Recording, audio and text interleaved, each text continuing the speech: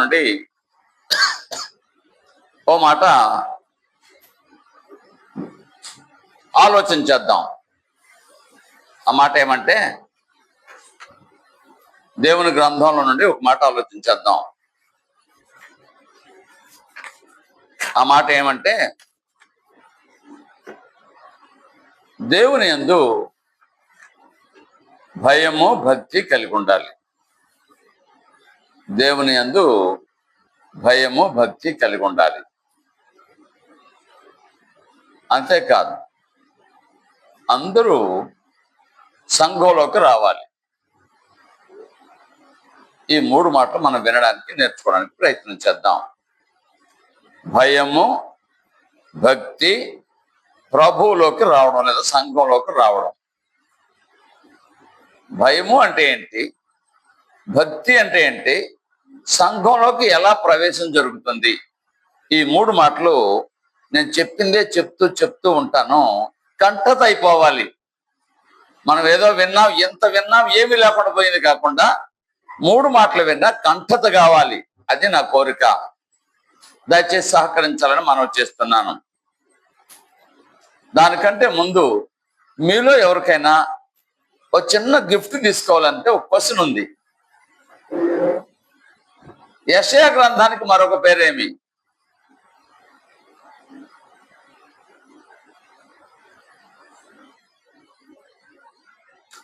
యెషయా గ్రంథానికి మరొక పేరేమి? సరే, అయిపోబోయేలోగా చెప్పండి. మీరు మనసు అటు పెడతారేమో. ఇది వినండి, గిఫ్ట్ కోసం కాకుండా నేర్చుకోవడానికి ఇది వినండి. రైట్.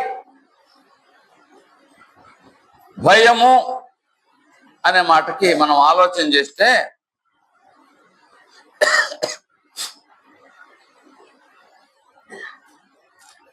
ప్రమాదకరమైనది ఏదైనా కనబడితే లేదా వినబడితే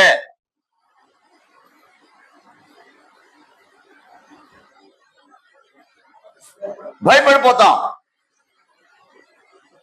సర్పం ఉంది, ఎదురుగా ఉంది, ఏమైపోతుంది? వణికిపోతాం. అది విష సర్పం కాబట్టి అది ముట్టుకుంటే లేదా కాటు వేస్తే చనిపోతాను, భయం కలుగుతుంది. ఇది శరీర సంబంధమైన భయం.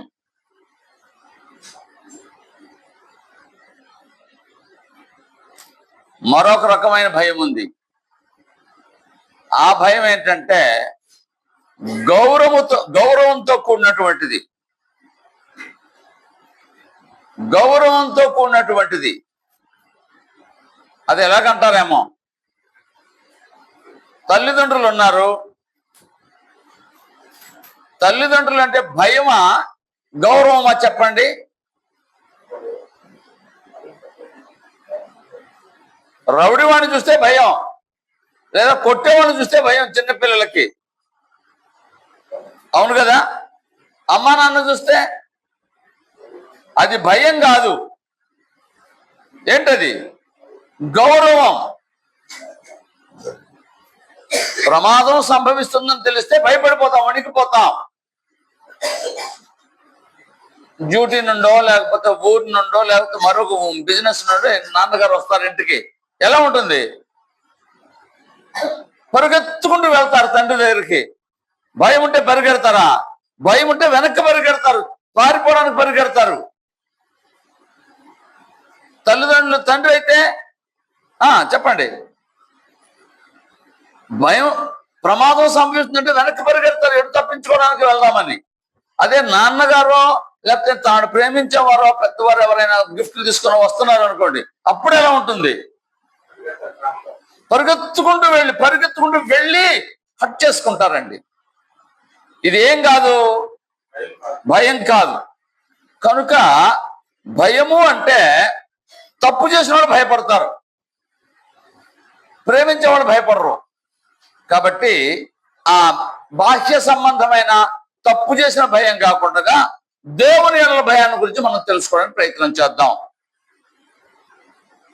భయము అనే మాటని సరిగ్గా నిర్వచించాలంటే తనను తాను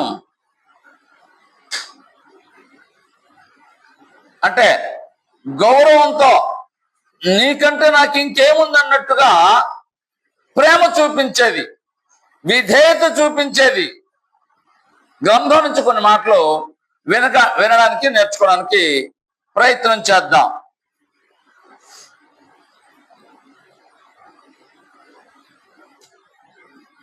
లేవికాండ గ్రంథం 19వ అధ్యాయము 3వ వచనం చదివితే, లేవికాండ గ్రంథం 19వ అధ్యాయము 3వ వచనం చదివితే అక్కడ మాట ఇలా ఉంటుంది.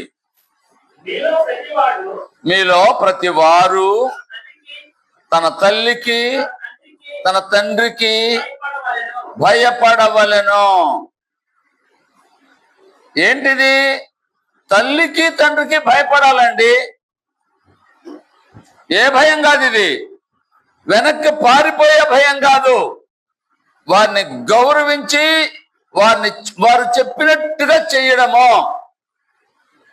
భయపడడం అంటే నాకంటే వారు గొప్పవారు, పెద్దవారు, వారు లేకుంటే నేను లేను, కాబట్టి వారికి నేను లోబడాలి, వారు చెప్పినట్టుగా చేయాలి, వారు ఏది చెబితే అది, ఎక్కడ చెబితే అక్కడ, ఎలా చెబితే అలా నేను చెయ్యాలి అని లోబడేదే లేదా గౌరవించేదే వారి మాటకు భయపడటం. అది భయం అంటే.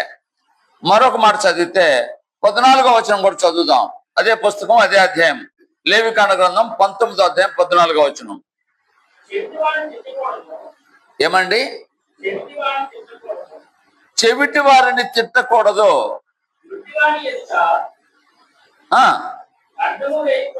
గుడ్డివానికి అడ్డం వేయకూడదు, చెవిటి వాటిని తిట్టకూడదు. అదిగోండి, వినండి, ఇక్కడ దేవునికి భయపడడం అంటే, దేవునికి భయపడము అంటే గుడ్డివానికి ఏం చేయకూడదు? అడ్డం వేయకూడదు. చెవిటి వాడిని ఏం చేయకూడదు? తిట్టకూడదు. చెవిటి వాడిని తిడితే ఏమవుతుంది? వినబడదు కదా. వినబడదు కాబట్టి నేను తిడతాడు వీడు. కానీ ఎవరికి వినబడుతుంది? గురుడి వాడికి అడ్డం వేస్తే ఏమవుతారు? పడిపోతాడు, ఇబ్బంది పడతాడు. ఆ ఇబ్బంది పెట్టినందువల్ల ఎవరు బిడ్డ? ఆ బిడ్డ దేవుని బిడ్డ కదా. కాబట్టి గురుడివాడిగా పుట్టించింది నేను. నువ్వు అతనికి ఏం చేసావు? అడ్డం వేసావు, అతన్ని ఇబ్బంది పెట్టావు. కాబట్టి నాకు నువ్వేం చేయలేదు? భయపడలేదు. నా మాట మరలేపోయినండి. భయపడడం అంటే ఆయన చెప్పినట్టుగా చేయడం. చాలా మంది భయం అంటే అంటారు, అది కాదు. ఆయన చెప్పినట్టు చేయటమే భయపడడం అంటే. తల్లిదండ్రుల మాట వినడమే భయపడడం అంటే. మరొక మాట విందాం, అందులోనే 32వ వచనం, లేవికాండ గ్రంథం 19వ అధ్యాయం 32వ వచనం.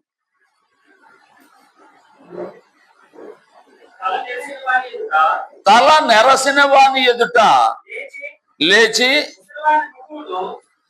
ముసలివాని ముఖమును ఘనపరచి. ఏమండి? దేవునికి భయపడాలంటే అర్థం ఏంటి? మన పెద్దవారు ఏం చెప్తారు మనకి? పెద్దవారిని గౌరవించండి అని చెప్పేది మన సంస్కృతి, మన ధర్మం. ఇంకా చెప్పాలంటే సనాతన ధర్మం అంటే ఇది. సనాతన ధర్మం అంటే ఏంటి? 3500 సంవత్సరాల మాట. ఈ మాట నిన్నొచ్చింది, మొన్నొచ్చింది కదా, ఎవరో చెప్పింది కాదు. ఇది అసలైన సనాతన ధర్మం అంటే. ఏదో అనుకుంటున్నారు సనాతన ధర్మం అంటే. చాలా పూర్వకాలం నుంచి ధర్మం ఏంటది? బైబిల్ చెప్పిన మాట, పెద్దవారిని గౌరవించు అంటే. పెద్దవారిని తల నెలసిన వారంటే పెద్దవారా చిన్నవారా?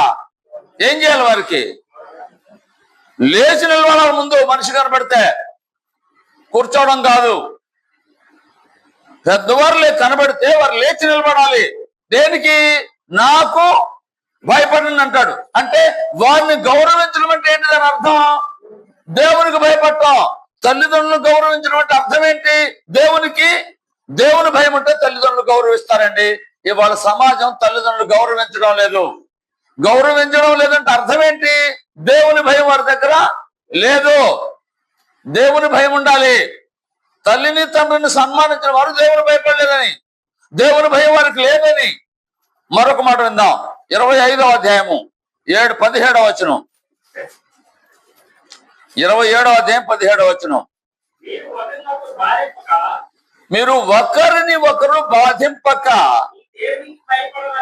అయ్యా, ఇవి సాధారణమైన సూత్రాలే. పెద్దవారు, కొంచెం జ్ఞానం కలిగిన వారు, బుద్ధి కలిగిన వారు చెప్పే మాటలు ఇది. అవునా కాదా? స్కూల్లో పిల్లలకి ఏమి నేర్పిస్తారు టీచర్స్? ఇటువంటి మంచి మాటలే నేర్పిస్తారు.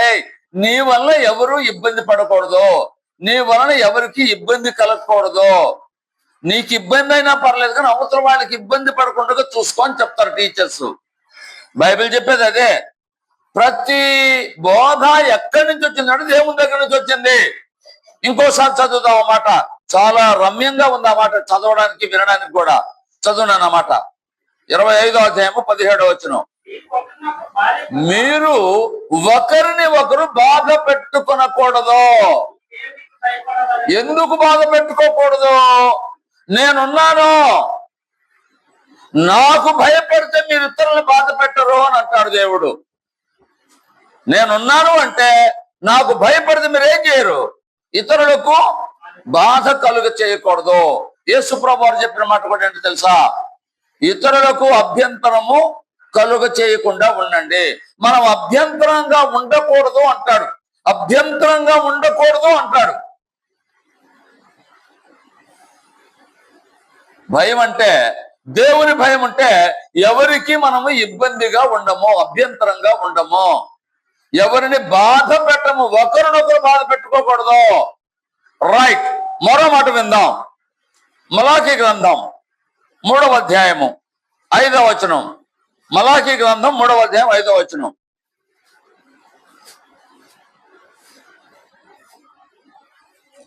మూడు 5.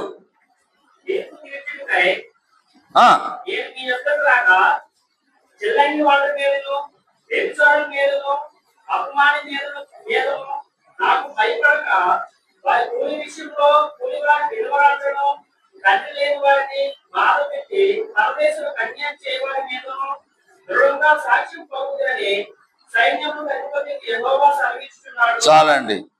ఏంటంటే దేవుడు మాట్లాడుతుంది, కూలివాని కూలి ఇవ్వకుండా బిగబట్టుకునేవారు ఉంటారు. అలాగే బీదవారి ఎడల దయ చూపిన వారు ఉంటారు, న్యాయం చేయని వారు ఉంటారు. ఇదంతా చేస్తే నేను మీ మీద సాక్ష్యం పలుకుతాను. నాకు భయపడితే వాళ్ళకి ఏం చేయాలి? న్యాయం చేయాలి, ధర్మం చేయాలి, వారికి ఇబ్బంది కలుగ చేయకూడదు, వారికి ఎవరు లేదని నీ ఇష్టం వచ్చినట్టు తీర్పులు తెచ్చకూడదు అని చెప్తాడు. ఇంకో విధంగా చెప్పాలంటే, లోకమంతా నాది, మనుషులందరూ నా వారు, నేను వారిని చేశాను, నేను యజమానుడని మీరు గమనిస్తే, ఈ లోకమంతా నాదైతే, నేను యజమానునైతే, యజమానునైన నేను చెప్పినట్టుగా మీరు వినాలి. నా సూత్రాలు, నా నీతి సూత్రాలు పాటించాలి. నేను మీకేమైతే ఆజ్ఞాపించానో వాటన్నింటినీ అనుసరించాలి, గైకొనాలి అంటాడు. ఒకవేళ గైకొనకపోతే నేను మీ మీద సాక్ష్యం పలుకుతాను అంటాడు. ఇంకో మాట విందాం.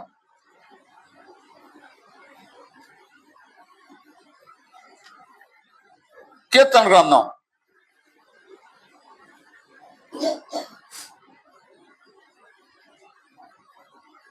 లేదు, దానికంటే ముందుగా సామెతల గ్రంథం 8వ అధ్యాయం 13వ వచనం. భయపడడం అంటే వింటున్నామండి. సామెతల గ్రంథం 8వ అధ్యాయం 13వ వచనం. దేవుని యందు భయము భక్తి కలిగి ఉండుట అనగా ఏమండి? ఏంటంట? ప్రార్థనలకు వెళ్తారు, ఆదివారం మిస్ కాకుండా వెళ్తారు, చాలా క్రమంగా సిస్టమేటిక్ గా జీవిస్తూ ఉంటారు. కానీ ఏముండదు. ఆ మాట ఇంకోసారి చదవండి. దేవుని యందు భయము భక్తి కలిగి ఉండట అంటే చెడును అసహ్యించుకొనుట. అది చెడు అనుకోండి, ఏం చేయాలి మనం? చెడు చేయని వాళ్ళు ఎవరున్నారండి? మనకి ఎందుకు వచ్చిన గొడవ అండి? ఆ గొడవతో అని దూరంగా వెళ్ళేవారు ఉంటారా ఉండరా? చెడును అసహ్యించుకోవాలి మనం. అది అక్కడ ఎందుకు చెడు జరుగుతుంది? జరగకూడదు. నేను వెళ్ళకపోవడమే కాదు, వెళ్ళేవాడిని కూడా వెళ్ళకుండా ఆఫ్ చేయాలి. చెడును అసహ్యించుకోవడం అంటే అది. మీ ఇంట్లో పిల్లలకి ఏం చెప్తారు? అక్కడ తప్పు జరుగుతున్నాను, అక్కడికి వెళ్ళొద్దని చెప్తారు కదా. మీ పిల్లలకైతే చెప్తారు, బయట వాళ్ళకైతే చెప్పరా? చెడును అసహ్యించుకుంటే అది జరగకుండా ఆఫ్ చేయడానికి ప్రయత్నం చేయాలి. ఇంకొక మాట విందాం. 16వ అధ్యాయం 6వ వచనం, సామెతల గ్రంథంలోనే 16వ అధ్యాయం 6వ వచనం.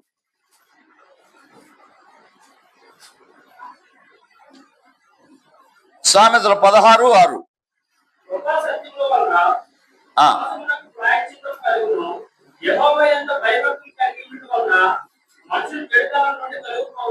దేవుని యందు భయము భక్తి కలిగి ఉన్నారని రుజువేంటి అంటే,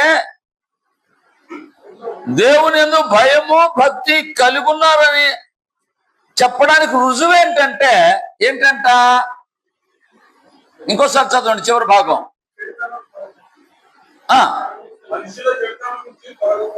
తొలగిపోవాలి చెడుతనం నుండి. ప్రార్థనే చెడే.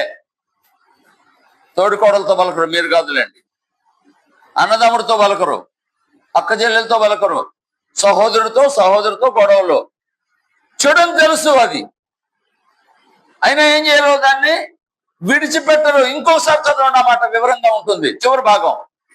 చెడును నుండి తొలగిపోవాలి. అది చెడు.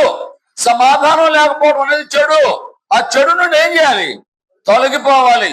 సమాధానం లేదు, సమాధానం కొద్దుమైంది. ప్రార్థన దేవుడే. నాకేం అంకుల్, నాకేం అన్నయ్య, బాగానే ఉన్నాను కదా అంటారు. కాదు, చెడు నుంచి తొలగిపోవాలి. అసహ్యించుకోవడమే కాదు, తొలగిపోవాలి చెడు నుండి. అది దేవుని యందు భయము భక్తి ఉంటే. ఇంకో మాట విందాం. 22వ అధ్యాయం 4వ వచనం. భయభక్తులు ఉన్నాయని గుర్తేంటంటే 22:4 సామెతల గ్రంథం. దేవుని యందు భయము భక్తి కలిగి ఉండుట ఏంటండి? వినయమా? నాకేంటండి వాడి దగ్గర చేతులు కట్టుకొని నిలబడాల్సిన అవసరత? నాకేంటి దాని దగ్గర తగ్గించుకొని ఉండాల్సిన? దానికంటే నేను ఎందులో తక్కువ, వాడికంటే నేను దేనిలో తక్కువ అనేవారు ఉన్నారా లేదా? మరి ఇక్కడ ఏంటి? ఇంకోసారి చదవండి. మనం నేర్చుకోవడమే కాదండి, ఆచరణలో ఉండాలి, హృదయంలో ఉండిపోవాలి అవి. దేవుని యందు భయము భక్తి కలుగుందని ప్రతిఫలం ఏంటంటే అతని దగ్గర ఏముంటుంది? వినయము. ఆ మనిషిని చూడగానే వినయము. ఏట్రా బాబు రౌడీ వాళ్ళు కనబడుతున్నాడు అని కాదు అనాల్సింది. ఎంత వినయము, ఎంత నమ్రత ఆ బిడ్డను చూస్తే అన్నట్టుగా ఉండాలి. వినయము అంటే గుర్తు. దేవుని యందు భయము భక్తి కలుగుంటే మనం ఎలా ఉండాలి? సమాజం మనల్ని చూస్తే ఎంత వినయంగా ఉన్నాడు, ఎంత వినయంగా ఉంది. ఆ కుటుంబం చూడండి ఎంత వినయంగా ఉంటుందో. ఆదర్శం కదా ఇతరులకు మనం. అప్పుడు కదా దేవుని దగ్గరికి అనేకులు రాబట్టబట్టడానికి అవకాశం ఉండేది. మరొక మాట, మలాకీ గ్రంథం 1వ అధ్యాయం 6వ వచనం. మలాకీ గ్రంథం 1వ అధ్యాయం 6వ వచనం. భయం అంటే ఏంటో వింటున్నామండి మనం. కుమారుడు తన తండ్రిని ఘనపరచును కదా. ఎవరండి? దాసుడు తన యజమానుని ఘనపరచును కదా.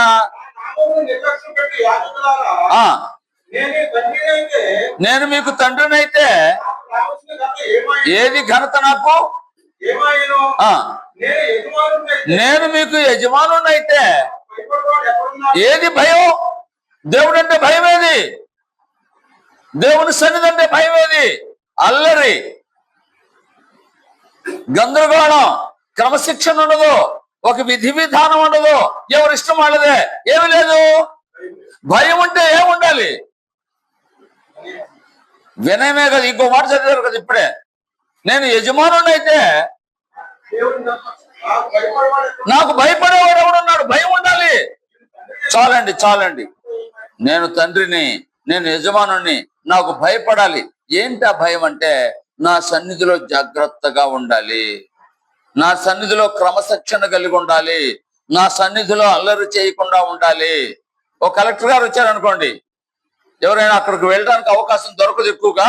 ఒకవేళ వెళ్ళారు అనుకోండి ఆయన దగ్గరికి, ఎలా ఉంటారు? నిశ్శబ్దం. కలెక్టర్ గారు గొప్ప, దేవుడు గొప్ప? అసలు పోల్చడానికి సరిపోవు నా కలెక్టర్ గారు. అయితే ఈయన సన్నిధిలో ఎలా ఉండాలి? ఇక్కడ క్రమంగా ఉన్నారు, కొన్ని చోట్ల ఎలా ఉంటుంది? అల్లరి ఇస్సు అంటుంటారు. ఇక్కడ ప్రార్థన చేస్తుంటే ఆమె ఇస్సు ఉంటుంది. ఇస్సు అంటే స్తోత్రం అని. ఏంటది? అల్లరే కదా? క్రమం ఉందా? లేదండి. మరలా చెప్తున్నాను, దేవుని సన్నిధిలో క్రమం, భయం కలిగి ఉండాలి. ఎంత భయం అంటే శబ్దం రాకూడదు, అక్కడికి శబ్దం రాకూడదు. వినేటప్పుడు వినాలి, చదివేటప్పుడు చదవాలి, పాడేటప్పుడు పాడాలి, ఏది చేసినప్పుడు అది చేయాలి. ఎవరి ఇష్టం వచ్చినట్టు వాడు చేయడం కదా. వాళ్ళు అది చేస్తుంటే వీళ్ళు ఇది చేస్తూ ఉంటారు. ఆయన ప్రార్థన చేస్తుంటే ఈయన ప్రార్థన చేస్తూ ఉంటది, ఆయన పాడుతూ ఉంటే ఈయన ప్రార్థన చేస్తాడు. ఓ హల్లెలూయా, ఆమేన్, స్తోత్రం, ఏదేదో గందరగోళం చేస్తారు. ఇదంతా ఏంటి? దేవుని సన్నిధిలో భయం లేనితనం. భయం లేనితనం. మరొక మాట విందాం. రోమాపత్రిక 11వ అధ్యాయము 20వ వచనం చదువుదాం. రోమాపత్రిక 11వ అధ్యాయం 20వ వచనం. రోమాపత్రిక 11:20.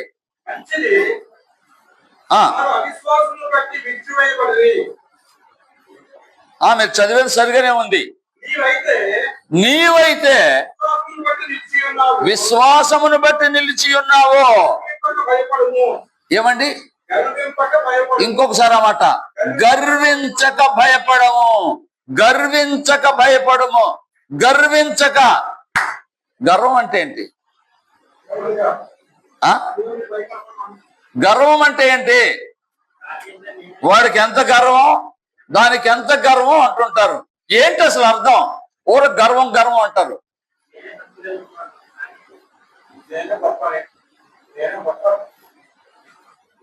రైతే, నేనే, నాకు చెప్పేది ఎవడు, నాకంటే గొప్పవాడు ఎవడు, నాకంటే తెలివైన వాడు ఎవడు, నాకంటే భక్తుడు ఎవడు, ఎవడైనా కావచ్చు నా తర్వాతే. ఇంకా పెద్దవాళ్ళు ఏమంటారు? దేన్ని చూసుకుని వాడికి ఆ గర్వం అంటారు. మీరు ఎప్పుడైనా విన్నారో లేదో?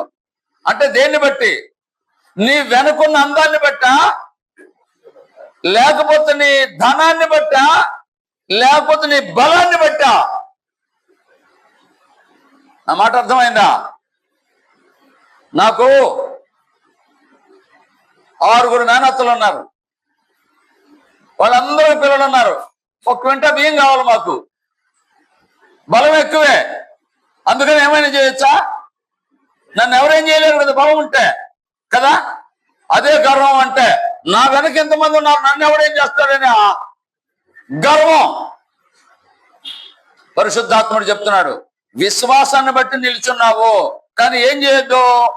గర్వించొద్దు, భయపడు. భయం ఉంటే గర్వం రాదు. దేవుడు అంటే భయం ఉంటే గర్వం రాదండి. భయం ఉంటే గర్వం రాదు. ఎవరైనా గర్వించారు అంటే దాని వెనక ఏదో ఉంది. ఏంటంటే అతను ధనం కావచ్చు, తన శరీర బలం కావచ్చు, మందిర బలం కావచ్చు, ఇంకోటి కావచ్చు, ఇంకోటి. కాబట్టి ఇవన్నీ ఉన్నాయి కాబట్టి నన్ను ఎవడు ఏం చేయలేడు, గర్వం అది. కాబట్టి అది ఉండకూడదు. భయం అంటే ఇప్పుడు ఏముండకూడదు? గర్వము లేనిది భయము. గర్వం ఉంటే భయం లేదు. ఎవడికి భయపడ్డాడు? ఎవడికి భయపడ్డు? ఎవడిని లెక్క చేయడు. ఎందుకని? గర్వం. కాబట్టి ప్రతి వారిని గౌరవించు, ప్రతి వారికి భయపడు, దేవునికి భయపడు. మనుషుని గౌరవించు, దేవునికి భయపడితే గర్వం ఉండదు. రైట్, మరొక మాట విందాం. ఎఫెసీ పత్రిక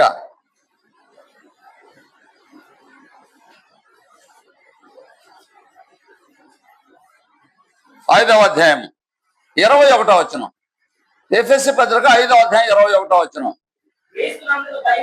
అదిగోండి, ఈ పాత నిబంధన అయిపోయింది కదా, కొత్త నిబంధన మాటలు చదువుతున్నాం. క్రీస్తునందలి భయముతో ఏంటంట? అమ్మా అయ్యా ఇంకోసారి వినండి. నిజంగా క్రీస్తునందు భయం ఉంటే ఇప్పుడు ఏం చేస్తారంటే ఒకరికి ఒకరు లోబడతారా, అధికారం చలాయిస్తారా? చెప్పండి. క్రీస్తునందలి భయముతో ఒకరికి ఒకరు లోబడి ఉండండి. ఈ మాట ఏ సందర్భంలో చెప్పబడిందో మీరు వింటే ఆశ్చర్యపోతారు. మీరు బాధపడకూడదు. నా వేలెడు చూపిస్తుంది, పురుషుల వైపు చూపిస్తుంది. సాధారణంగా పురుషులు వాడే పదం ఏంటంటే, మీకు కూడా వస్తుందిలేండి. పురుషులు వాడే పదం ఏంటంటే, బైబిల్ ఏం చెప్పిందంటే, స్త్రీలారా ప్రభువును కోలే మీ సొంత పురుషులకు లోబడి ఉండండి, నేను అధికారిని, యజమానిని, లోబడు అని చెప్తారు. తప్పు కాదు అది.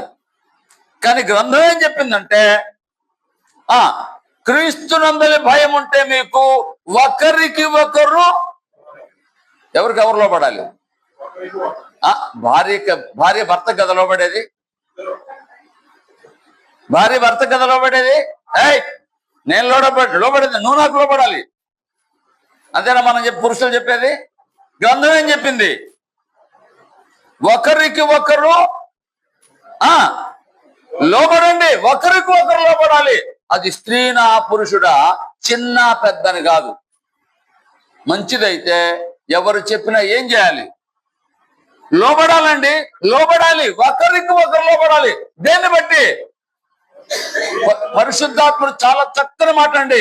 క్రీస్తునందలి భయముతో ఒకరికి ఒకరు, ఎప్పుడు భయం ఉంటే లోబడతారండి. చాలా మంది లోబడరు. ఎందుకు లోబడరు? భయం లేదు. లోబడలేదంటే భయం లేదు. రైట్. మరొక మాట విందాం. 6వ అధ్యాయం 5వ వచనం. భయం అంటే ఏంటో వింటున్నాం.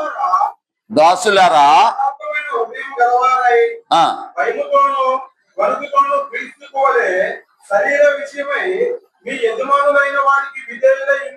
అమ్మా, ఇప్పుడు మీ దగ్గరికి వస్తాను. ఏంటట?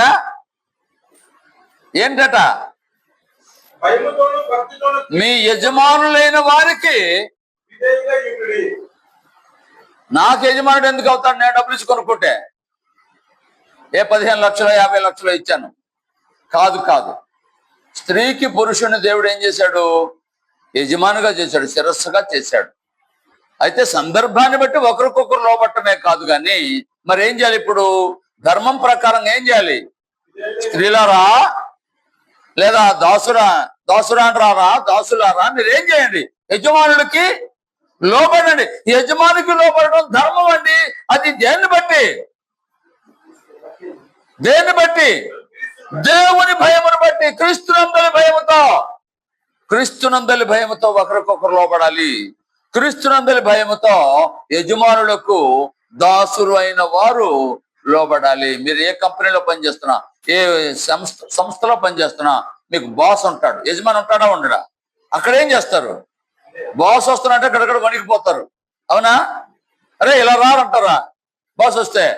అదే భర్త వస్తే మీ ఊర్లో ఉందా? మా ఊర్లో లేదు. రైట్. అక్కడక్కడ ఉన్నారండి అటువంటి వారు. అయితే క్రీస్తు ప్రభువులు సంఘంలో ఉన్నవారు మాత్రం అలా చేయకూడదు. ఎలా చేయాలి? యజమానిగానే గౌరవించాలి. క్రీస్తునకు వలె మీ సొంత పురుషులకు లోబడాలి. ఎప్పుడు అంటే ఒక్కటే మాట అండి, ఎంతసేపు చెప్పింది. భయము అనే మాటకు అర్థం ఏమంటే ఇవన్నీ ఉంటాయి. దేవుని భయం అంటే అసలు ఎదురు మాట్లాడరు. నేను అప్పుడప్పుడు చెప్పుకుంటానంటే నాతో పాటు మరొక మనిషిని ఎప్పుడు తీసుకొని వస్తాను. ఎందుకంటే సాక్ష్యంగా ఉండాలి కదా. మా అమ్మ నాన్నగారు ఉన్నారు, చనిపోయారులేండి మధ్య కాలంలో. నేను ఎప్పుడు ఎదురు మాట్లాడలేదు వారికి, ఎప్పుడు మాట్లాడలేదు. అంటే వారు మంచి చేశారని కాదు, కొన్నిసార్లు చెడ్డ చేసినా నేను మాత్రం ఎదురు మాట్లాడను. మా మేనమామలో ఇంకా వారు వీరు అంటారు, అదేంట్రా ఇంత పెద్దవాడివి నువ్వే అందరికి చెప్తావు కదా, వాళ్ళు తప్పు చేస్తున్నారు కదంటే, తప్పు చేస్తే పెద్దవారు వారు, మా అమ్మ నాన్నగారు, నేను మాట్లాడను. అయిపోయిన తర్వాత కూర్చొని మాట్లాడతాను అవసరమైతే, ఇప్పుడు మాట్లాడను అంటాను. మాకు ఒక అన్నగారు ఉండేరు, ఆయన కూడా చనిపోయేవారు. ఆయన కూడా నేను ఎదురు మాట్లాడలేదు. నాకు 3 పిల్లలు ఉన్నారు. చిన్న కుమారుడు ఉన్నాడు, 36 ఏళ్ళు. అసలు ఎదురు మాట్లాడటం అంటే ఏంటో తెలియదు ఆయనకి ఇంతవరకు. ఎదురు మాట్లాడడం, నేనేం చెప్తే వినవలసిందే. ఎమ్ ఐ రైట్? ఎదురు మాట్లాడటం అంటే ఏంటో తెలియదు ఆయనకి. గ్రంథం ఏం చెప్పిందంటే ఏం చేయాలి? ఎదురు ఆడక అంటాడు. ఎదురు మాట్లాడకూడదు, వినడమే. అది దేవుని భయం అంటే. రైట్. నేను చెప్పిన మాటలో జ్ఞాపకం చేస్తాను. ఒక్క మాటలో చెప్పాలంటే, భయము అంటే ఎవరికి అపకారము చేయకుండా ఉండాలి. భయము అంటే పెద్దవారిని గౌరవించాలి, తల్లిదండ్రులకు లోబడి ఉండాలి, గుడ్డి వారికి అడ్డం వేయకూడదు, చెవిటి వారిని తిట్టకూడదు. ఇంకా చెప్పాలంటే ఒకరికి ఒకరు లోబడాలి, వినయంగా ఉండాలి, గర్వం లేనితనంగా ఉండాలి, చెడును అసహించుకోవాలి, విధేయత కలిగి ఉండాలి, విధేయత కలిగి ఉండాలి. బైబిల్ అంతా చెప్పేది ఒక్క మాటలో చెప్పాలంటే ప్రేమ. ప్రేమ ఎక్కడ ఉంటుంది? ప్రేమ దగ్గర ఏముంటుంది? విధేయత ఉంటుంది. మా అమ్మ నాన్నగారు నేను నిజంగా ప్రేమిస్తే, నేను దేవుని నిజంగా ప్రేమిస్తే విధేయత ఉంటుంది. విధేయత లేని వాడు దేవుని చూడడు, అసలు దేవుని ఎరగడు.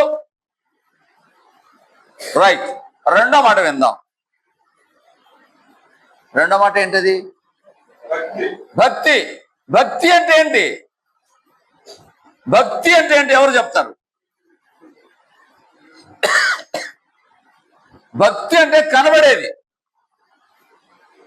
చేసే కార్యం. భయం అంటే అంతరంగంలో ఉండేది. అంతరంగంలో ఉండేది భయం.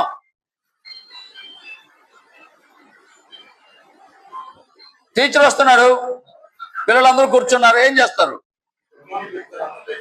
లేచి నిలబడతారా? ఒకవేళ లేచి నిలబడకపోతే ఆయనకి ఏమైనా నష్టం వచ్చిందా? టీచర్ గారికి. మరి ఎందుకు? టీచర్ అనే గౌరవం, భయం, అది నేర్పించారు ఆయన. టీచర్స్ నేర్పించేది అది చిన్నప్పుడే. కాబట్టి భక్తి అంటే ఇది కనబడేది. భయం అంటే కనబడేది కాదు, అంతరంగంలో ఉండేది. భయం కలిగిన వాడు లేచి నిలబడతాడు, అది క్రియ.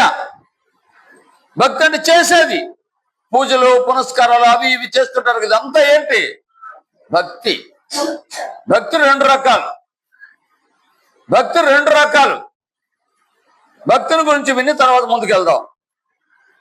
నిజమైన భక్తి అంటే తనను తాను దేవునికి అప్పగించుకోవడం, అర్పించుకోవడం. తనను తాను నేను కాదు, మీ సొత్తు, మీరేం చెప్తే చేస్తాను, మీ చిత్తం చొప్పున చేస్తానని హృదయంలో అది ఉండాలి. అది కార్యరూపం దాల్చాలి. అది భక్తి అంటే. చదువుదాం ఆ మాట.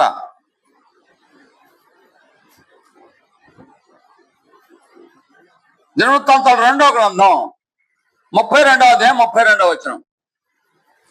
దినవృత్తాంతాలు 2వ గ్రంథం 32వ అధ్యాయం 32వ వచనం.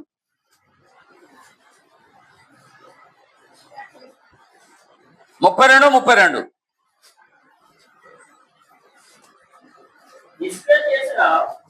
దినవృత్తాంతాల గ్రంథం 2వ గ్రంథం.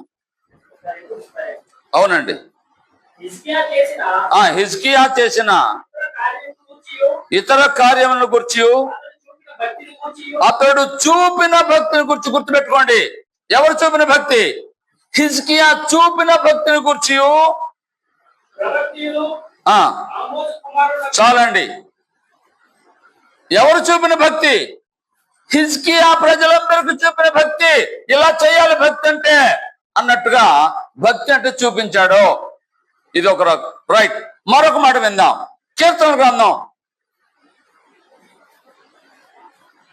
2 రకాల భక్తి చెప్తాను, అదేంటో. కీర్తన గ్రంథం 37వ కీర్తన 21వ వచనం. 37వ కీర్తన 21వ వచనం. కీర్తన 37:21. అయ్యా, భక్తిహీనులు అప్పు చేసి తీర్చక యుందురు. చాలండి. భక్తిహీనులు అంటే ఎవరు?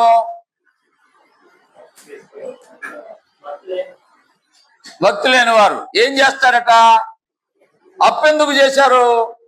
సాధారణంగా అప్పులు ఎందుకు చేస్తారు చెప్పండి? సాధారణంగా అప్పు ఎందుకు చేస్తారు?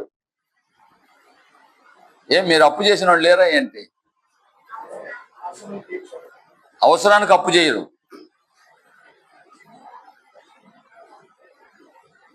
అవసరానికి అప్పు చేయరండి, అది అవసరం కాదు. అప్పు ఎందుకు చేస్తారంటే మన రాష్ట్ర ప్రభుత్వం, మన కేంద్ర ప్రభుత్వం కూడా అప్పు చేస్తుంది. దేనికి? ఏదో ఇంకా అభివృద్ధి చెందాలని. తప్పని నేను అనడం లేదు. తృప్తి లేక, ఉన్నదాంతో తృప్తి పడక వాళ్ళు తీసుకొచ్చి కంపెనీలు పెడతా ఉంటారు ఇక్కడ దేశంలో. కంపెనీ ఆదాయం అంతా ఎవరికి పోతుందో తెలుసా?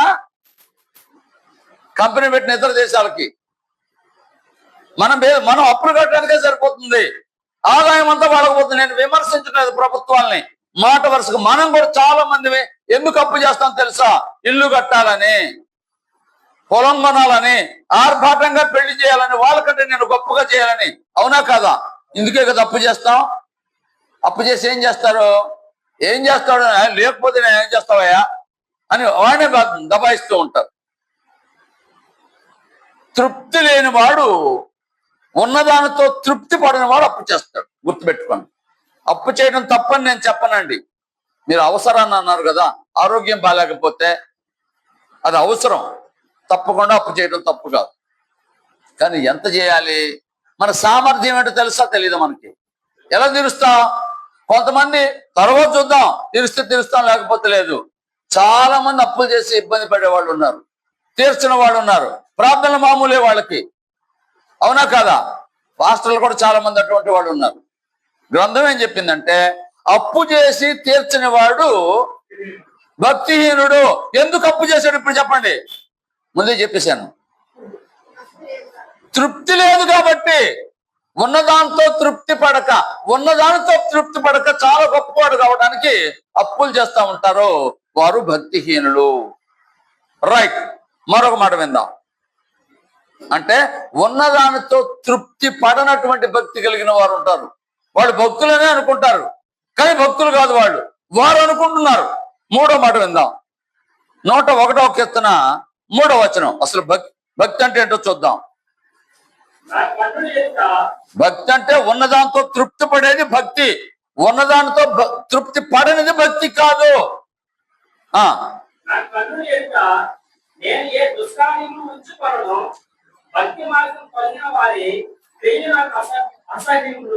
చాలండి. భక్తి మార్గము తొలగిన వారి క్రియలు నాకు అసహ్యం. ఏంటంట? భక్తి మార్గము. భక్తి అనేది ఒక మంచి మార్గము, దేవుడు ఏర్పాటు చేసిన మార్గం భక్తి. అంతేగాని మనుషులు ఏర్పాటు చేసుకున్న మార్గం కాదు. చెప్తాను, అక్కడ కూడా వస్తాను. ఎందుకు మీకు అర్థమైందా భక్తి అంటే ఏంటో? ఏంటది? ఒక మార్గము. యేసుప్రభువు చెప్పిన మాట ఏంటి? నేనే మార్గము. ఎక్కడికి? నేనే మార్గం అంటే ఎక్కడికి? దేవుని దగ్గరికి. సరైన పదం దేవుని దగ్గరికి. రెండోది నేనే సత్యం. అంటే ఆ మార్గం అనేది సత్యం నేనే. ఆ మార్గం అనే సత్యం నేనే జీవం. అంటే ఆ మార్గంలో వస్తే జీవం దొరుకుతుంది మీకు. మార్గం నేనే, ఆ మార్గం అనే సత్యం నేనే, ఆ సత్యం అనే జీవం. ఆ సత్యంలో నువ్వు వస్తే, ఆ మార్గంలో సత్యంలోకి వస్తే, అది తెలుసుకుని వస్తే జీవం నీకు దొరుకుతుంది. నేనే మార్గం, సత్యం, జీవం అంటే ఇది. రైట్, ముందుకు వెళ్దాం. ఇంతకేంటి భక్తి అంటే? ఒక మంచి మార్గము. మార్గాలు రకరకాలు ఉన్నాయి. మనుషులు ఏర్పాటు చేసుకున్న మార్గం ఉంటుంది, దేవుడు ఏర్పాటు చేసినటువంటి మార్గము ఉంటుంది. ఒకని ఎదుట సరైనదిగా కనబడు మార్గము కలదు, తొదకది మరణమునకు దారి తీస్తుంది. ఏంటి? అది కూడా మార్గమే. ఎట్లా కనబడింది? సరైనదిగా కనబడింది. ఎవరి మార్గం అది? అతనికి కనబడింది, దేవుడు ఏర్పాటు చేసింది కాదు. ఇవాళ చాలా మంది క్రైస్తవులు అనేవారు సరైన మార్గంలో లేరు. క్రైస్తవ్యం అనేది సరిగ్గా లేదు, మార్గం తప్పింది. మార్గాన్ని విడిచిపెట్టారో, ఎవరు ఇష్టం వచ్చిన దారిలో వారు వెళ్ళిపోతా ఉన్నారు. చూద్దాం, ముందుకు వెళ్దాం. సామెతల గ్రంథం 11వ అధ్యాయం 7వ వచనం. భక్తి అంటే ఏంటో వింటున్నాం.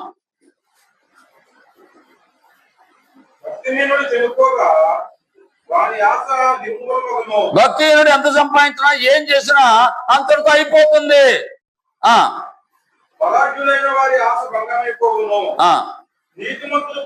జాగ్రత్తగా వినండి. భక్తిహీనుడు గురించి వదిలిపెట్టాడు. ఇప్పుడు ఏం చెప్తున్నాడు? నీతి గురించి మాట్లాడుతున్నాడు.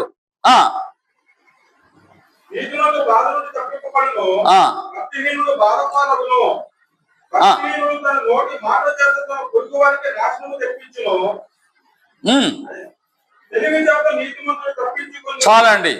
తప్పించుకుంటే ఈ మార్గంలో వెళ్ళేవారు, సరైన మార్గంలో దేవుని మార్గంలో వెళ్ళేవాళ్ళు ఏం చేస్తారు?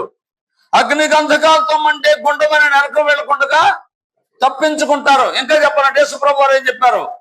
పాతాళ లోక ద్వారములు దాని ఎదుట నిలువు. ఈ మార్గంలోకి వస్తే, ఈ మార్గంలో ఉన్న వాళ్ళకి ఏమి లేదు, పాతాళం వారిని ఏమి చేయలేదు. తప్పించుకుంటారా లేదా? మీకు 2 వీలర్స్ లేదా కార్లో ఉన్నాయనుకోండి, బండి కొంటారు కొన్ని లక్షలు పెట్టి, కానీ కొంతమంది లైసెన్స్ తీసుకోరు. అవును కదా? బండి కొంటారు, హెల్మెట్ తీసుకోరు.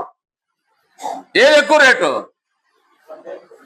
1,00,000 కంటే ఎక్కువ ఉంది బండి, కానీ హెల్మెట్ అంతా 1000 రూపాయలు, 4,000, 3,000, 5,000 లోపల, కానీ అది తీసుకోరు. అవును కదా? పోలీసులు చూస్తే ఏం చేస్తారు?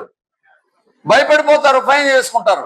అట్లాగే యేసుప్రభు ఏం చెప్పాడంటే, పాతాళ లోక ద్వారములు దాన్ని ఎదుట నిలువు నెరవు. ఇప్పుడు మనం వెళ్తున్నామండి, పోలీసు వారు ఆపారు, ఆగు, లైసెన్స్, సి బుక్, ఒక సర్టిఫికేట్, అది ఇది అని అడిగారు. ఏం చేస్తాం మనం? ధైర్యంగా వెళ్ళి చూపిస్తాం, వెళ్ళమంటారు. అవునా కాదా?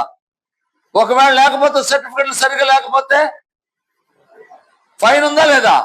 అలాగే ప్రభు సంఘంలో లేకపోతే పాతాళ లోక ద్వారములు దాన్ని ఎదుట నిలువు నేరమని యేసు ప్రభు చెప్తే, అది నమ్మితే అందులో ఉంటారా, ఇంకో చోట ఉంటారా? అందులో లేరంటే ఏముంది? అయిపోయినట్టే. కనుక భక్తి శాశ్వతమైంది, ఆటంకము లేనటువంటిది. చనిపోయినా కానీ తన సంతతి దానిలో కొనసాగేలాగా అబ్రహాములాగా చేస్తారు. చనిపోయినా కానీ నేను చేసే పని శాశ్వతంగా ఉంటుంది, తరతరాలు ఉంటుందని కొనసాగించడానికి ప్రయత్నం చేస్తారు. బోధకులు చేసే పని ఏంటి? సువార్థికులు చేసే పని ఏంటి? పెద్దవారు అయిపోయారు, 60 ఏళ్ళు వచ్చాయి, ఏం చేస్తారు? తర్వాత ఎవరినో ఒక తరబేది ఇచ్చి ఈ పని కొనసాగాలని ఆలోచన చేస్తారా లేదా? భక్తిహీనులైతే అంతటితో ఆగిపోతున్నాడు చేసే పనులు. అది భక్తి అంటే శాశ్వతమైనది. మరొక మాట విందాం. కొరింథీ పత్రిక, మొదటి పత్రిక 15వ అధ్యాయం 19వ వచనం. కొరింథీయులకు రాసిన మొదటి పత్రిక 15వ అధ్యాయం 19వ వచనం. ఈ జీవిత కాలము మట్టుకే మనం నమ్ముకున్నట్లయితే, నిరీక్షణ కలిగిన క్రీస్తు ప్రభునందు నిరీక్షణ కలిగి ఉన్న వారం అయితే, అయ్యా ఏంటంట, మన భక్తి ఎంతవరకు? ఈ లోకంలో భక్తి ఎంతవరకు? భక్తి కలిగి ఎందుకుంటారు? గుడికి ఎందుకు వెళ్తారు? చర్చికి ఎందుకు వెళ్తారు? లేదా మసీదుకి ఎందుకు వెళ్తారంటే, మా అబ్బాయికి ఉద్యోగం రావాలని మొక్కుకున్నాను, మా అబ్బాయికి పెళ్లి కావాలని మొక్కుకున్నాను, మాకు ఇల్లు రావాలి, ఇల్లు కట్టాలి, మాకు అన్ని సమకూడాలి. అదే కదా మనం ఆలోచన చేస్తాం లోకంలో మనుషులు. కానీ అది కాదు భక్తి అంటే. ఈ లోకం మట్టుకే కాదు. తరువాత చాలండి, మళ్ళా చదువుదాం అన్నమాట. ఈ జీవిత కాలం మట్టుకు ఉండేది కాదు భక్తి అంటే.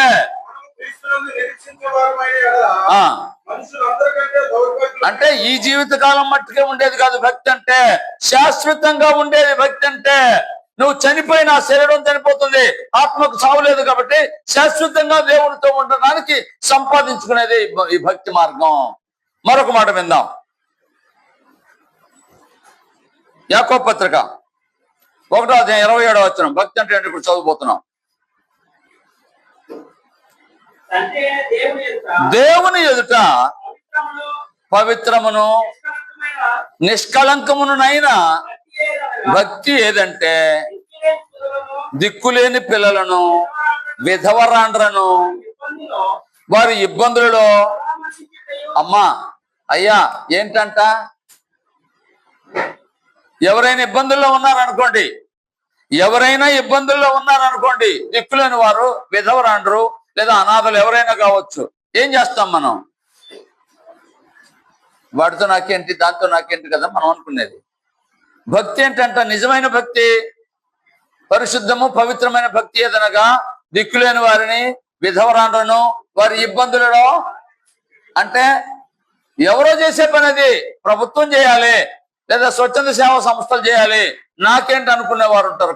కాదండి, ఎవరో చేసేది కాదు, నీ వంతు నువ్వు చేయాలి. దిక్కులేని వారిని, విధవరాండ్రను వారి ఇబ్బందులలో పరామర్శించుటయు. ఇంకొక పదం ఉంది, అది లోక సంబంధమైన మాలిన్యం, అంటే పాపం అంటకుండగా తనను తాను కాపాడుకునేది భక్తి. అందరూ పాపులే, పాపం చేస్తూ ఉంటారు, ప్రార్థనలు చేస్తూ ఉంటారు, హేళన చేస్తున్నారు బయట వాళ్ళు మనల్ని. పాపం పాపమే, ప్రార్థన ప్రార్థనే. కానీ పాపంతో ఉంటే మనం ఏం కాదు, భక్తులము కాదు. పాపము లేని వారు పవిత్రులు, పవిత్రమైన భక్తి కలిగి ఉండాలి. రైట్, ఇంతవరకు నేను చెప్పిన మాటలు మరలా జ్ఞాపకం చేస్తాను. భక్తి అనేది కనబడుతుంది, చూపించేది. హిజ్కియా చూపించిన భక్తి అని రాయబడింది. రెండవది, భక్తి అంటే ఉన్నదానితో తృప్తి పడేది. భక్తి అంటే దేవుడు ఏర్పాటు చేసిన మార్గము, మనుషులు ఏర్పాటు చేసిన మార్గం కాదు, మతం కాదు. భక్తి అంటే శాశ్వత కాలం ఉండేది. భక్తి అంటే ఎవరైనా ఇబ్బందుల్లో ఉంటే వారిని పరామర్శించేది భక్తి. భక్తి అంటే పాపం అంటకుండా తనను తను కాపాడుకునేది భక్తి. రెండు మాటలు విన్నాం, భయము విన్నాం, భక్తి విన్నాం. అసలు పాయింట్లోకి వస్తున్నాను, జాగ్రత్తగా విందాం. ఇర్మియా గ్రంథం 32వ అధ్యాయం 40వ వచనం. ఇర్మియా గ్రంథం 32:40.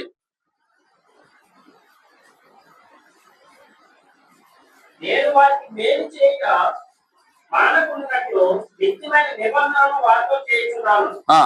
వారు నన్ను విడవకుండానట్లు వారి హృదయములలో నా యెడల భయభక్తులు పుట్టించెదను. విన్నారండి?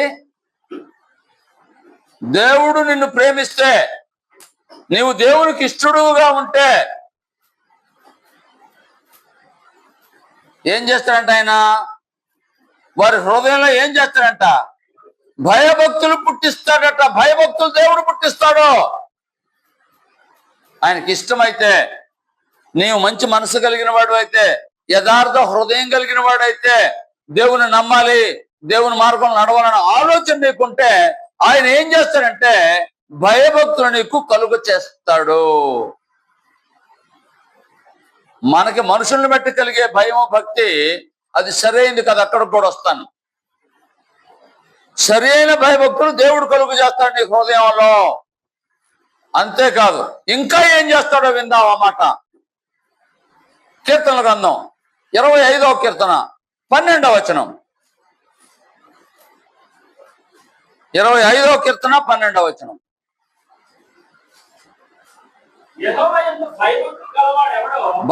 భయభక్తులు పుట్టించేది ఆయనే. ఆ భయభక్తులు కలిగిన వాడు ఎవడో వాడు కోరుకొనవలసిన మార్గము ఆయన వానికి. ఇది కదండి బైబిల్ అంటే. నువ్వు నిజంగా భయభక్తులు కలిగి ఉన్నావంటే దేవుడు పుట్టించుండాలి నీ హృదయంలో. ఒకవేళ నీ హృదయంలో పుట్టించినట్లయితే, మంచివాడు అయితే, తప్పిపోతుంటే తప్పిపోకుండా ఉండడానికి ఏం చేస్తారు ఆయన? చెప్పండి. ఆయన ఏ మార్గంలో నడిస్తే బాగుంటుందో, క్షేమం జరుగుతుందో అటువంటి మార్గం ఆయన నీకు బోధిస్తాడండి. ఎవరికి? దేవుని భయభక్తులుంటే నీకు, నువ్వు తప్పిపోకుండా మంచి మార్గంలో నడుచుకోవాలని, నీకు మేలు కలగాలని. ఇంకోసారి చదువు, నన్ను అర్థమవుతుంది. యెహోవా యందు భయభక్తులు గలవాడు ఎవడో వాడు కోరుకొనవలసిన మార్గము ఆయన వానికి లేదా వారికి బోధించను. అంటే గ్రంథంలో రాయబడిన సంఘంలో నీవు ఉన్నావు అంటే, నీలో భయభక్తులు పుట్టించాడు, నువ్వు కోరుకునే మార్గం ఆయనే నీకు బోధించాడు. ఎవరి ద్వారా కానీ అర్థం కావడానికి చెప్తాను. సంఘంలోకి రావాలంటే ఏంటో ఇప్పుడు తెలుసుకోవడానికి ప్రయత్నం చేద్దాం. మళ్ళా విందాం. దేవుని యందు భయము భక్తి కలిగి ఉంటే ఆయన ఏం చేస్తాడు? నీవు కోరుకునే మార్గం ఏంటో, నీకు ఇష్టమైన మార్గం కాదు, ఏ మార్గంలో వెళితే నువ్వు నిత్య జీవాన్ని స్వతంత్రించుకోవడం సాధ్యమవుతుందో అటువంటి మార్గాన్ని ఆయన ఏం చేస్తాడు? బోధిస్తాడో. ఇప్పుడు విందాం ఆ మాటలో 1, 2, 3. లూకాసు వార్త 19వ అధ్యాయం 7వ వచనం. మీ అందరికి తెలిసిన వ్యక్తి ఎవరైనా? పుట్టాయన ఏం పేరు? జక్కయ్య. యేసు ఎవరో చూడాలనుకున్నాడట. ఏంటంట? యేసు ఎవరో చూడాలి అనుకున్నాడు. చూడాలనుకుంటే అందం చూడాలనుకున్నాడా ఏంటి? మరి ఏంటి, ఏం చూడాలనుకున్నాడు? ఆయన మెస్సీ అని ధర్మశాస్త్రం చెప్పింది, సుమయోను చెప్పాడు, బాప్తిస్మిచ్చే యోహాను చెప్పాడు, ప్రవక్తలందరూ చెప్పారు, ధర్మశాస్త్రం చెప్పింది వస్తాడని వచ్చాడని చెప్పుకుంటున్నారు. ఈయన ఆయనేనా? ఆయన చూడాలి. అయినా దేవుడు పంపించిన మెస్సియానా? అయితే చూడాలి. చూడాలంటే అర్థం ఏంటి? పై రూపం చూడటం కాదు, ఆయనతో మాట్లాడాలి. ఆ మార్గం తెలుసుకోవాలనుకున్నాడు. జక్కయ్య దిగు అన్నాడు. ఎందుకు దిగమన్నాడు? నేడు నేను అంటే జక్కయ్య కోరిక అంటే మనోవాంఛ ఫలసిద్ధిరస్తు, అంతేనా? అంటే అర్థం ఏంటి? నీ కోరిక సిద్ధింపజేయాలి. ఏంటా కోరిక? మెస్సియాను చూడాలి. మెస్సి అంటే దేవుని దగ్గరికి మార్గం, దావీదు సంతానం. ఆయన చూడాలి అనుకున్నాడు. చూడటమే కదరా నాయన, నేనే నీ ఇంట్లోకి వచ్చి నీకు బోధిస్తాను అన్నాడు. బోధించాడా? ఈ ఇంటికి రక్షణ వచ్చిందా లేదా? ఎవరు బోధించారు? దేవుడు బోధించాడు. ఎవరు పంపించారు? యేసుక్రీస్తుని దేవుడు పంపించాడు. జక్కయ్య వస్తున్నాడు, పలానా చోటుకు వెళ్ళు, ఆ దారిలో వస్తాడు, పిలు, ఆ ఇంటికి రక్షణ ఇవ్వమని ఎవరు చెప్పారు? దేవుడు చెప్పాడు, యేసుక్రీస్తు చేశాడు. రెండో మాట 9వ అధ్యాయం అపోస్తల కార్యాల గ్రంథం. మీకు అందరికి తెలిసిన వ్యక్తి ఎవరైనా? పౌలు గారు. భక్తుడా కాదా? ఎంత భక్తుడు అంటే, ఎంత భయభక్తులు కలిగిన వాడు అంటే, అయ్యా పెద్ద సభ జరుగుతుంది, ఇక్కడ నాతో పాటు పెరిగిన వారు ఉన్నారో, నాకు తెలిసిన వారు ఉన్నారో, ఎవరైనా సరే నేను మాట్లాడే మాట వినండి. నేను చిన్నప్పటి నుంచి బ్రతికిన పడుతుంది మీకు తెలుసు. ఎక్కడైనా పొరపాటు పడ్డానా, ఎక్కడైనా తప్పు చేశానా, ఏదైనా హింసించానా, ఒకరు అయితే క్రైస్తవ మతాన్ని విమర్శించిన తప్ప ఎక్కడైనా లోపం ఉందని అడిగితే ఎవరైనా వచ్చారా? అంటే భయభక్తులు కలిగిన వాడా కాదా? పొరబడితే పొరబడ్డాడు. ఆ పొరబడిన దాన్ని సరి చేసుకోవడానికి అననీయాన్ని పంపించి, యేసుక్రీస్తుని పంపించి మంచి మార్గం నడిపాడో లేదా దేవుడు? అది. మూడవది 10వ అధ్యాయము అపోస్తల కార్యాల గ్రంథం. చాలండి, 10వ అధ్యాయము. ఏంటది? కొర్నేలి దేవుని యందు భయభక్తులు కలిగిన వాడు. యేసు ప్రభు లేదు, ఆయనకు తెలియదు, ప్రార్థనలు చేస్తున్నాడు. మరలా పంపించాడు దేవదూతని. అయ్యా పేదోని పిలిపించుకో, నీవు నీ ఇంటి వారు రక్షించబడతారు. అవునా? బోధించాడా లేదా? ఆఖరుగా 16వ అధ్యాయం 30వ వచనం. చెరసాల అధిపతి, చెరసాల నాయకుడు పౌలు శీల జైల్లో ఉన్నారు, పాటలు పాడుతున్నారు, ప్రార్థన చేస్తున్నారు. భూకంపం కలిగింది, చెరసాల తలుపులు తీయబట్టి పారిపోయారని చనిపోవడానికి ప్రయత్నం చేశాడు. పౌలు ఏమన్నాడు? అయ్యా మేము ఇక్కడే ఉన్నాం, ఏం చేసుకోవద్దు అన్నాడు. ఇదేంటి, మీరు జైల్లో ఉన్న వారు తప్పు చేశారు కదా అంటే, నేను తప్పు చేసిన వాళ్ళం కాదు, యేసు ప్రభువును ప్రకటించినందుకు ఇక్కడికి వచ్చామంటే. అట్లయితే నేను అలా ఉండాలంటే, నేను నా ఇంటి వారు రక్షణ పొందాలంటే ఏం చేయాలని అడిగాడు. అవునా? అప్పుడేం జరిగింది? అతని ఇంటి వారందరూ బాప్తిసం పొందారు. ఎవరు బోధించారు? దేవుడు పంపించాడు అక్కడికి పౌలుని. అయ్యా దేవుని యందు భయము భక్తి నీకుంటే, అసలు దేవుడు ఎవరో తెలుసుకొని నీకు ఆలోచన ఉంటే, నా యజమానుడు దేవుడు, ఆయన గౌరవించాలి, ఆయన మాటకు లోబడాలి, యథార్థంగా జీవించాలని ఆలోచన నీకుంటే మిగిలినంతా ఎవరు చూసుకుంటారు? ఆయన చూసుకుంటాడు. అది విశ్వాసం అంటే. ఆయనే బోధిస్తాడు. అప్పుడు ఆయన బోధిస్తే ఎక్కడికి వస్తారు? ఆయన మాట వినిన వారు ఆ దినమందు 3000 మంది బాప్తిసం పొందారు, సంఘంలో చేర్చబడతారు. ఇప్పుడు చెప్పండి, నేను చెప్పిన 3 మాటలకు జ్ఞాపకం చేసి ముగిస్తాను. భయము అంటే ఒక్క మాటలో చెప్పాలంటే ఆయన చెప్పింది చెప్పినట్టు చేయటము. భక్తి అంటే నువ్వు చెప్పింది కాకుండా దేవుడు చేసేది, దేవుడు ఏర్పాటు చేసిన మార్గం నడవడం. యెషయా గ్రంథం భక్తి 2 రకాలని చెప్పాను కదా. దేవుడు ఏర్పాటు చేసిన మార్గం ఇది. యెషయా గ్రంథం 29వ అధ్యాయం 13వ వచనం.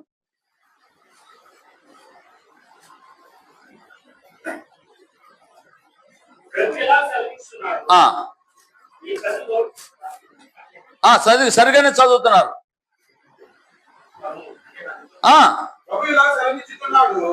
ఈ ప్రజలు నోటి మాటతో నా ఎద్దకు వచ్చుతున్నారు, కర్రలతో కనపరుచుతున్నారు కానీ తమ హృదయంలోకి దూరంగా చేసుకుని ఉన్నారు.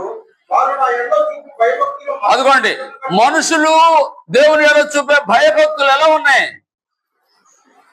ఆ మానవుల విధులను బట్టి. అర్థమైంది కదా? మానవుల విధులను బట్టి జరిగించే భక్తి భక్తి కాదు. యేసు ప్రభు చెప్పాడు, అయ్యా వ్యర్థమైన ఆరాధన చేస్తున్నారు అని. దేవుడు చెప్తున్నాడు, నిజమైన భక్తి నీకుంటే నీవు కోరుకునే మార్గం ఏంటో నేనే మీకు బోధిస్తానన్నాడు. ఆయన ఆ సంఘాన్ని ఇచ్చాడు, భూమి మీదకి గ్రంథం ఇచ్చాడు, క్రీస్తు సంఘాన్ని ఇచ్చాడు. అది తెలుసుకొని ఆ మార్గంలో ఉంటే నిత్య జీవానికి వెళతాం. అలా కాకుండా మనుషుల పద్ధతులను అనుసరించి భక్తి కలిగి ఉంటే నిత్య జీవాన్ని మనం స్వతంత్రించుకొనలేము. కాబట్టి భయము భక్తి కలిగి దేవుని మార్గంలో క్రీస్తు ప్రభు సంఘంలో ఉండాలని తెలియజేస్తూ, శ్రద్ధగా వినేందుకు మిమ్మల్ని అభినందిస్తూ, ఇటువంటి అవకాశం ఇచ్చిన అధ్యక్షుల వారికి, సంఘానికి వందనాలు చెప్తూ ముగిస్తున్నాను. అందరికీ వందనాలు. ఒక్క పిక్చర్ తీసుకోవచ్చు మిమ్మల్ని. Just moment. అహహా అనండి, పోనీ ఇహిహి అనండి. కూర్చోయ్యా, త్వరగా వచ్చి నాన్న, శీఘ్రం.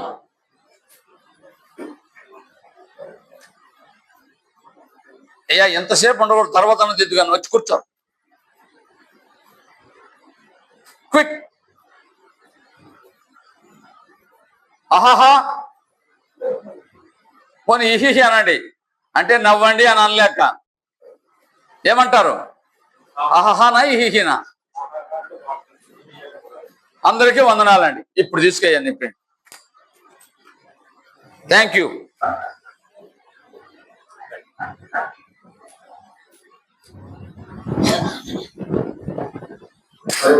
కూడా చాలా చక్కని మాటలు మనకు అందరికీ కూడా అర్థమయ్యే రీతిలో వివరించిన మరి సోదరులకి మరి చాలా చక్కగా వివరించారు. మా విశ్వాసానికి అందరికీ, మా ఛానల్ విశ్వాసాలు కూడా అర్థమై ఉంటుందని భావిస్తున్నానండి. అర్థమైందండి.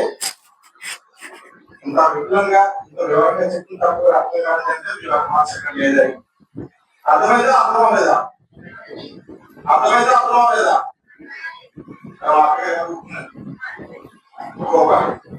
ఓకే, థ్యాంక్ యూ అండి. చాలా చక్కగా వివరించారు. అది ఒకసారి అందరూ లేచి నిలబడినట్టు ఒక పాట పాడుతున్నాం. సువార్త కూర్చుంది కాబట్టి సువార్త గురించి ఒక పాట పాడుతున్నాండి.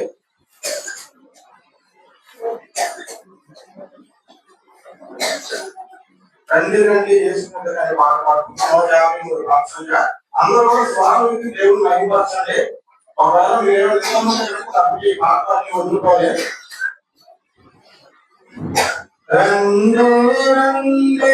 యేసుని యొద్దకు రమ్మనుచున్నాడు. రండి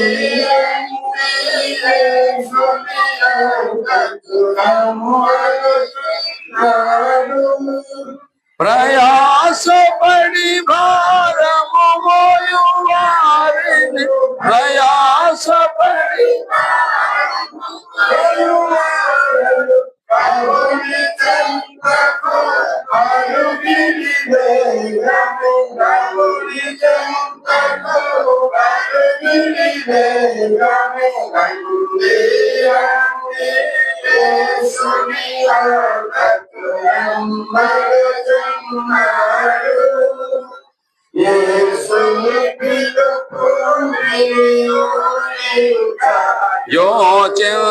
యోచింపారేలా యేసుని తెలుపు వినియోనింక యోచింపారేలా అవనిలో అగచాటైన అవనిలో అగచాటైన ఆపదు శాంతి ఆత్మకు ఇలలో ఆపదు శాంతి ఆత్మకు ఇలలో రండి రండి యేసుని వద్దకు రమ్మనుచున్నాడు. ప్రభు యేసుని కొరకై తనదు ప్రాణముని చెగదా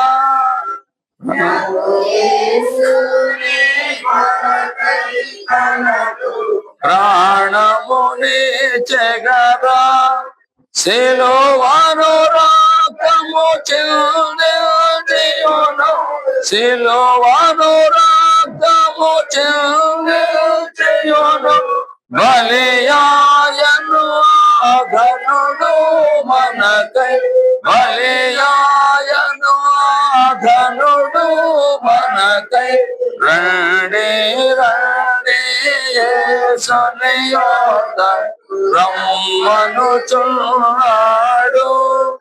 యేసుని నామమునందే పరమ నివాసము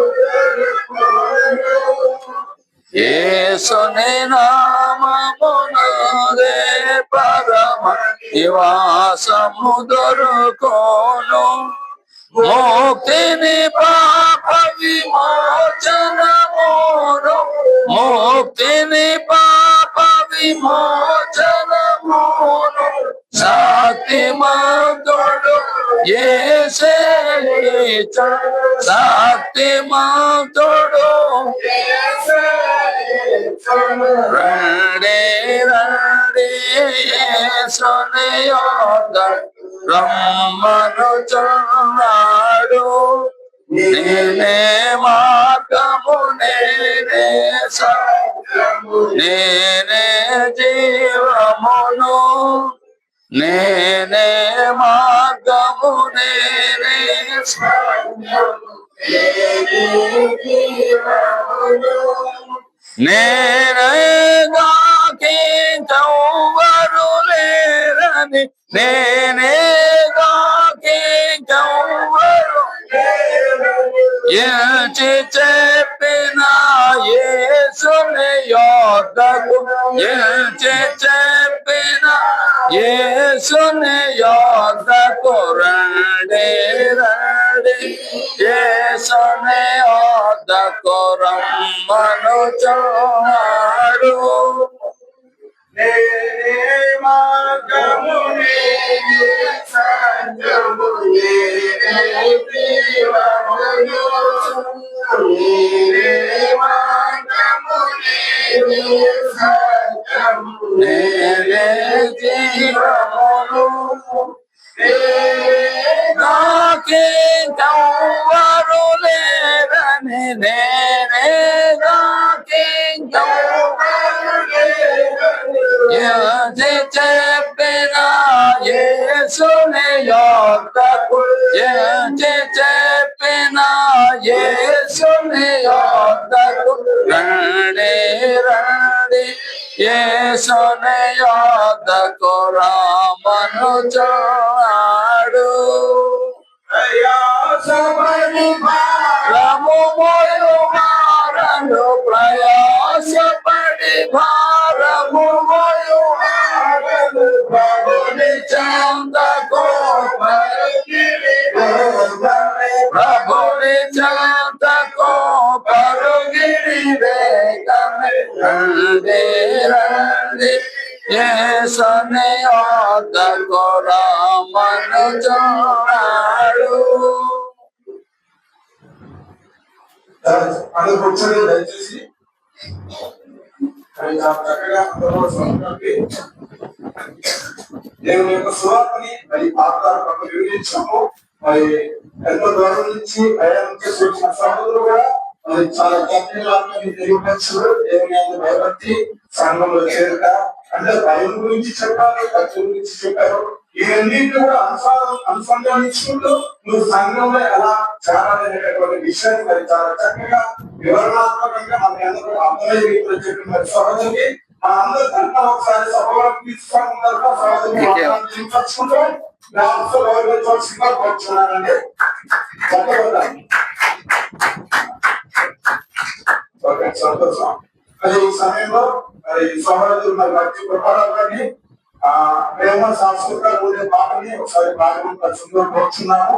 తదుపరి అంటే సమయం పరిమితి కాబట్టి తదుపరి ఒక ఇద్దరు సంఘ విశ్వాసులు ప్రార్థన చేయాలని మన ఈ రోజు రాత్రి జరిగే కార్యక్రమం నిమిత్తం కూడా మరి ప్రార్థన చేసి దేవుని మహిమపరచడం తెలియపరచడం. మొదలుగా ప్రేమ సాంస్కృతిక రూపంలో పాట పాడవలసిందిగా సహోదరులు కోరుచున్నాము.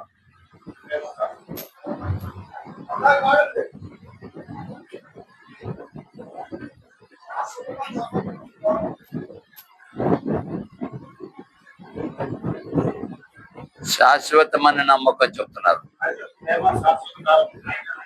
మీ నాన్నగారు చెప్తున్నారు.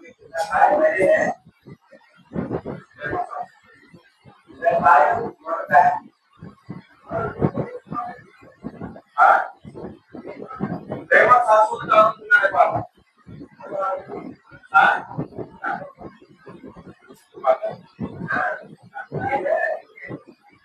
శాశ్వతమైన నమ్మకాన్ని పాడుతాను.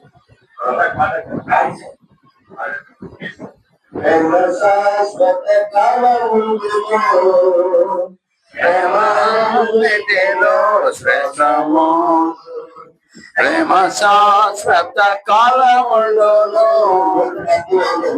ప్రేమ శాశ్వత కాలముండును, ప్రేమ అన్నిటిలో శ్రేష్టము.